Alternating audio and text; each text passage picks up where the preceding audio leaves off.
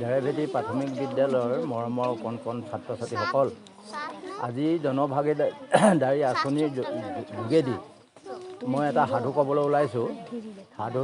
সাধুটো হ'ল চীন দেশৰ সাধু। সাধুটোৰ নাম হ'ল চাইলুন আৰু অহংকাৰী ৰাজকুমাৰী। এখন দেশত এটা সৰু তোমালোকৰ নিচিনা সৰু ল'ৰা ছোৱালী আছিল। সৰু ল'ৰা সি কি হ'ল, তোমালোকৰ নিচিনা হওঁতেই তাৰ মাক আৰু বাপেক ঢুকালে। ঢুকোৱাৰ কাৰণে কি হ'ল, সি গৈ নিজৰ মোমায়েকৰ ঘৰত থাকিলেগৈ। মোমায়েকৰ আৰু ইমান আৰ্থিক অৱস্থা ভাল নহয়, গতিকে সি মোমায়েকে কি কৰে, জাল মাৰি মাছ ধৰে আৰু মাছ বিক্ৰী কৰে, তাৰপাছত সি খায়। এই ধৰণে কৰোঁতে কৰোঁতে এদিন হঠাতে কি হ'ল, জাল মাৰি আছে এটাও মাছ নুঠিলে। নুঠাৰ পাছত একেবাৰে 10 জেগাত মাৰি দিলে।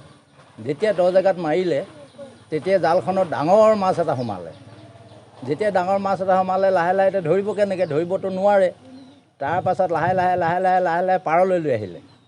পাৰলৈ যেতিয়া লৈ আহিল, অহাৰ পাছত মাছটো ধৰিবলৈ চাইছে, মাছটো ধৰিব নোৱাৰে। গতিকে মোমায়েকে চাইলুনক ক'লে কি, যে তুমি জালখন ধৰি থাকা, মই ঘৰৰ পৰা আহোঁগৈ, এখন কটাৰী লৈ আহোঁ। কটাৰীখনে কাটি উলিয়াৰ পাছতেই কি হ'ল, এটুকুৰা এটুকুৰাকৈ হ'লেও বিক্ৰী কৰিম, এই বুলি ভাবি ঘৰলৈ গ'ল, এখন কটাৰী লৈ আহিলে। সেই সময়তে আকৌ মাছটোৱে একদম কাতৰ প্ৰাৰ্থনা কৰিছে চাইলুনক, যে মোৰ ল'ৰা ছোৱালী আছে, গতিকে এতিয়া মোক মাৰিলে ল'ৰা ছোৱালীবোৰ কি হ'ব, মৰি যাব। নমৰিব জানো? মাক বাপেক নাথাকিলে ল'ৰা ছোৱালী ভালকৈ জীয়াই থাকিব পাৰিব জানো? কেতিয়াও নোৱাৰে। তেতিয়া কি হ'ল, চাইলুনৰ এনেকুৱা এটা কি হ'ল, ভাৱ হ'ল যে সঁচাকৈ ইয়াক যদি মাৰি পেলাওঁ, ইয়াৰ পোৱালিকেইটা একেবাৰে নষ্ট হ'ব। এই বুলি ভাবি সি এটা বুদ্ধি কৰিলে। যেতিয়াই বুদ্ধি কৰিলে, যেতিয়া মোমায়েক যেতিয়া জালৰ ওচৰ পালেহি, পাওঁতেই তেতিয়া কৰিলে কি, মাছটোক একে মনে মনে ক'লে যে তই পলা পলা পলা। লগে লগে মাছটো পলালে। মোমায়েকে তেতিয়া কৰিলে কি, তই বোলে মোৰ জালৰ মাছটো গুচাই পঠিয়াই দিলি, এতিয়া তোকে মাৰিম, এই বুলি একদম খেলালি লৈ গ'ল। পাৰে খেদা দি আছে গৈ আছে। এতিয়া আৰু মাৰিব আৰু মাৰোঁ বুলি কওঁতেই কি কৰিলে, চাইলুনে একেবাৰে নৈত জঁপিয়াই দিলে। যেতিয়া নৈত জঁপিয়াই দিয়াৰ লগে লগে সেই মাছটোৱে কি হ'ল, পিঠিত তুলি একেবাৰে সিপাৰত থৈ আহিলেগৈ। সিপাৰত যেতিয়া নামিলে, দেখিছে ঘৰ নাই, মানুহো নাই, এতিয়া কি হ'ব, এই বুলি ভাবি সি গৈ আছে। গৈ থাকোঁতে তাত এটা এনেকুৱা পাহাৰ নিচিনা বস্তু দেখিবলৈ পালে। তাত যেতিয়া উঠোঁতে তেতিয়া তাত দেখিলে এটা চৰাই পোৱালি, দুটা চৰাই পোৱালি কি কৰি আছে, চিঞৰি আছে। তাৰপিছত সি কি হ'ল, লাহেকৈ কাষেদি পাৰ হৈ ওপৰত উঠিলে। সেই সময়তে কি হ'ল, এটা ডাঙৰ সাপে কি হ'ল, চৰাই পোৱালি খাবলৈ গৈছিলে। খাবলৈ যাওঁতে তেতিয়া চাইলুনে ভাবিলে, এতিয়া পোৱালিকেইটা খাব, কি কৰা যায়। এই বুলি কি হ'ল, ওপৰৰ পৰা কি হ'ল, এটা শিলগুটি দিলে পেলাই, মূৰতে যেতিয়া সাপটো লাগিলে, সাপটো মৰিলে। তাৰপাছতে যেতিয়া মাকে খাদ্যবস্তু লৈ আহিলে পোৱালিকেইটাক খুৱাবৰ কাৰণে, পোৱালিকেইটাক যেতিয়া খুৱাইছে, তেতিয়া পোৱালিকেইটাই নাখায়। তেতিয়া কৈছে, কি হ'ল, তহঁতি যে আগতে খুব খাইছিলি, আজি যে নাখাওঁ। চা বোলে, সেই ল'ৰাটো বোলে কি সি নথকাহেঁতেন বোলে আজি আমাক নাপালিহেঁতেন। কি কৰিলে সি, চাচোন বোলে তলত সেইটো সাপটো মাৰি পেলালে। তেতিয়া গৈ ল'ৰাটোক সেইজনী হ'ল এজনী চিলনীজনীয়ে কৈছে কি ল'ৰাটোক যে কি হ'ল। তেতিয়া সি আদি অন্ত ক'লে আৰু আগৰ পৰা মোমায়েকে খেদাৰ পৰা গোটেইখিনি ক'লে। তেতিয়া তাক এটা পাখি দি দিলে, যে কেতিয়াবা কিবা বিপদত পৰিলে মোক মাতিবি, এই ৰঙা চিলনী বুলি এই পাখিডাল হিলাবি, তেতিয়া মই আহি যাম। এই বুলি কৈ সি গুচি গ'ল। তাৰপিছত সি গৈ পালেগৈ, এখন ৰাজ্য পালেগৈ। যেতিয়া ৰাজ্য পালে নহয়, তাৰপিছত পালেগৈ এখন হাবিত বাঘ পোৱালি কেইটামান খুব কান্দি আছে, বাঘ পোৱালি। আগৰ দিনত আকৌ সাধু কথা চবেই কথা ক'ব পাৰেতো। তাৰপিছত কি হ'ল, যেতিয়া বাঘ পোৱালিকেইটাই কান্দি আছে, সেই চাইলুনে গৈ সুধিলে যে এতিয়া কি হ'ল তহঁতৰ। তেতিয়া কৈছে, বোলে মাক বোলে চিকাৰীয়ে জালত ফচাই থৈছে, সি এতিয়া মৰিব, আমাৰ কি হ'ব। তেতিয়া চাইলুনে কৰিলে কি, সি মনে মাকৰ ওচৰলৈ গ'ল, য'ত চিকাৰীয়ে এনেকৈ জাল পাতি থৈছিলে তালৈ গ'ল। তালৈ যোৱাৰ পাছত যেতিয়া দেখিলে যে কি বাঘটো একেবাৰে জালৰ ভিতৰত সোমাই আছে, সিমানতে কি হ'ল যিজন চিকাৰী সি ঘোঁৰা এটাত উঠি আহিছে আহি দেখিলে এটা ডাঙৰ নাহৰ ফুটুকী লাগিলে বাঘটো নাহৰ ফুটুকী আছিলে নাহৰ ফুটুকী ঢেকীয়াপতীয়া এইবোৰ বাঘ চিনি পোৱা নাই এনেকুৱা ফুট যে থাকে সেইটো হ'ল নাহৰ ফুটুকী বুলি কয় তাৰপাছত কি হ'ল চাই লোনে তেতিয়া ভাবিলে ইয়াক কেনেকৈ বচাব পৰা যায় এই বুলি ভাবি যেতিয়া চিকাৰীটো আহিলে অহাৰ লগে লগে ঘোঁৰাৰ পৰা নামিলে নমাৰ লগে লগে সি আকৌ বাঘটোৰ ওচৰলৈ গৈছে জালৰ ওচৰলৈ তেতিয়া চাই লোনে বুদ্ধি কৰিলে কি ঘোঁৰাটো খেদি পঠিয়াই দিলে অলপ দূৰলৈ খেদিলে তাৰপিছত কৈছে ঐ ককাই বোলে এই ঘোঁৰাটো বোলে পলাইছে ধৰি লৈ সোনকালে তেতিয়া ঘোঁৰাটো বান্ধিবৰ কাৰণে যেতিয়া চিকাৰীয়ে গ'ল যাওঁতেই তেতিয়া কি কৰিলে সি কটাৰী এখন নিছিলে কটাৰীখনে জালখন কাটি পেলালে বাঘটো পলাই তাৰপিছত চাইলুনো পলালে নহয় চাইলুনক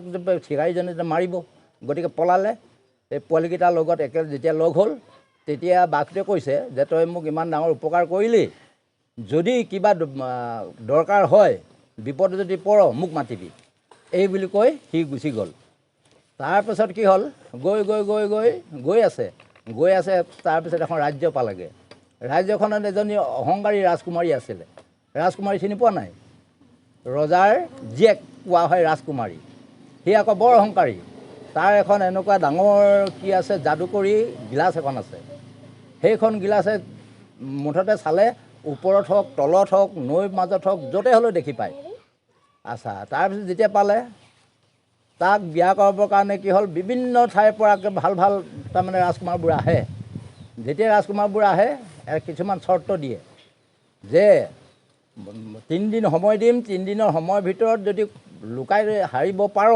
তেতিয়াহে মোক বিয়া কৰাব পাৰিবি এই বুলি কি হ'ল তেওঁলোকক কয় যেতিয়া তেনেকৈ কয় ৰাজকুমাৰবোৰে ভাবে যে হয় মইতো লুকাব পাৰিম ক'ৰবাত সোমাই থাকিম এই বুলি মনতে ভাবি লুকাই থাকে কিন্তু সেই যাদুকৰী আইনা এখন যে আছে সেই আইনাখনৰ যোগেদি দেখি পায় তাক কি হ'ল ফাঁচি দিয়ে এই ধৰণে বহুত ৰাজকুমাৰ মাৰি পেলালে তাৰপিছত সেইকাৰণে চাইলুনে কৰিলে কি এবাৰ মই যাওঁ যি হয় হওক দেখা যাওক এনেকৈ বুলি গৈ সি বিয়াৰ প্ৰস্তাৱ দিলেগৈ তাকো ঠিক তেনেকৈ চৰ্ত দিলে চৰ্ত দিয়াৰ তাৰপাছত তেতিয়া সি কৈছে বোলে বাৰু ঠিক আছে মই লুকাম এই বুলি সি আহি মাছটোক মাতিলে মাছটোক সেই নৈ কাষতে হৈছিলেতো গতিকে মাছটোক মাতিলে মাছটোৱে কৰিলে কি বাৰু ঠিক আছে সি দেখি নাপায় এই বুলি কি কৰিলে তাৰ মাছৰ মুখৰ একদম পেটত সোমোৱাই ল'লে চাইলুনক আৰু নি একদম দ জেগাত আটাইতকৈ দ জেগাত ৰাখি থৈ দিলে যেতিয়া ৰাখি থৈ দিলে ৰাখি থোৱাৰ পাছত 3 দিনৰ পিছত যেতিয়া চাইছে দেখি পাইছে সি মাছৰ পেটত সোমাই আছে ধৰা পৰিলে গতিকে কি হ'ল তাক লৈ আহি বোলে তোক বোলে ফাঁচি দিব লাগে এই বুলি কওঁতে মাকে ক'লে যিটো ল'ৰাই বোলে মাছৰ পেটত থাকিব পাৰে তাক আৰু এটা সুবিধা দে বাৰু দিছোঁ বোলে এনেকৈ বুলি ক'লে তাৰপিছত যেতিয়া কি হ'ল তেনেকৈ কোৱাত সি তেতিয়া মাতিলে চিলনীজনী যেতিয়া মাতিলে চিলনী আহিলে কি কৰিব লাগে এতিয়া মোক বোলে একদম বহুত দূৰলৈ লৈ যা সেই বোলে অহংকাৰী ৰাজকুমাৰীজনীয়ে বোলে মোক নেদেখাকৈ সি কি কৰিলে পিঠিটোত চিলনীজনী পিঠিত উঠিলে একেবাৰে ওপৰৰ ডাৰৰ ওপৰত ৰাখি থৈ দিছে তাৰপিছত কি কৰিলে যেতিয়াই তেনেকৈ আছে 3 দিনৰ পিছত সি চাইছে চোৱাৰ লগে লগে দেখিবলৈ পালে ই বোলে চিলনীৰ ওপৰত আছে সেইটো ধৰা পৰিলে গতিকে তাক তললৈ নামিবলৈ ক'লে নামিলে নমাৰ পাছত তাক ফাঁচি দিবলৈ তাৰমানে অহংকাৰী ৰাজকুমাৰীজনীয়ে আকৌ কৈছে তেতিয়া আকৌ অহংকাৰী ৰাজকুমাৰীৰ মাকে কৈছে কি নহয় বোলে এই ওপৰত থাকিব পাৰে যেতিয়া আৰু এটা সুবিধা দে তেতিয়া অহংকাৰী ৰাজকুমাৰ কৈছে মই বোলে 3 নম্বৰ এইটো দিছোঁ ইয়াৰ পৰা বোলে মই নিদিওঁ তাক ফাঁচি দি দিম এই বুলি ক'লে বাৰু ঠিক আছে তেতিয়া সি কি কৰিলে আকৌ 3 দিন সময় পালে 3 দিনৰ সময়ত সি তেতিয়া সেই বাঘটোক মাতিলে বাঘটোক যেতিয়া মাতিলে তেতিয়া কৈছে কি বোলে মোক এটা সহায় কৰিব লাগে কি কৰিব লাগে তই বোলে কি কৰিব লাগে তহঁতি একেবাৰে 3 দিনৰ ভিতৰত তাৰমানে অহংকাৰী ৰাজকুমাৰীজনে এখন ধুনীয়াকৈ পালেঙত থাকে পালেঙৰ তললৈকে বোলে গাঁত এটা খান্দি দিব লাগে লগে লগে কি হ'ল বাঘকেইটাই কি কৰিলে একদম বহুত দূৰৰ পৰা তলে খান্দি আনি ৰাজকুমাৰীৰ য'ত থাকে তাৰ তলত তাৰমানে ৰাস্তাটো বনাই দিলে তাৰপিছত চাইলুনে আহি তাত সোমাই থাকিলে ই বিচাৰিছে ওপৰলৈ চাইছে নাই তো ইফালে চাইছে নাই সিফালে চাইছে নাই দেখি পোৱা নাই তলফালে যে চাব লাগে তাৰ সেইটো খবৰ নাই তলত আছে বুলি তাৰপিছত কি কৰিলে যাদুকৰী যিখন আইনা আছিলে সেইখন লগে লগে ঠেকেচা মাৰি ভাঙি পেলালে। যেতিয়া ঠেকেচা মাৰি ভাঙিলে তেতিয়াতো সিটো তাৰ শক্তি নোহোৱা হ'ল। তেতিয়া সি তাৰপৰা ওলালে, এতিয়া ক'ত যাবি তই, মই তোক মোৰ লগত বোলে বিয়া হ'ব লাগিব এই বুলি কৈ তাৰপিছত কি হ'ল, সিটো এতিয়া বিয়া হ'বই লাগিব তাৰ লগত। মাক বাপেকক খুব ভাল পাইছে যে আজিৰ পৰা ই একো কৰিব নোৱাৰে এই বুলি ভাবি তাৰপিছত বিয়া বাৰু কৰিবৰ কাৰণে ৰজাই কি কৰিলে, গোটেইখিনি যা যোগাৰ কৰিলে। চাই লৈনে তেতিয়া কৰিলে, এই এনেকুৱা অহংকাৰী ৰাজকুমাৰী যদি কোনে বিয়া কৰায় এই বুলি তাৰপৰা পলাই তাৰপিছত গৈ বাঘটোক মাতিলে, চিলনীক মাতিলে, মাছটোক মাতি সি তাতেই কি হ'ল, জীৱন নিৰ্বাহ কৰিলে। মোৰ সাধু কথা ইমানখিনিয়ে।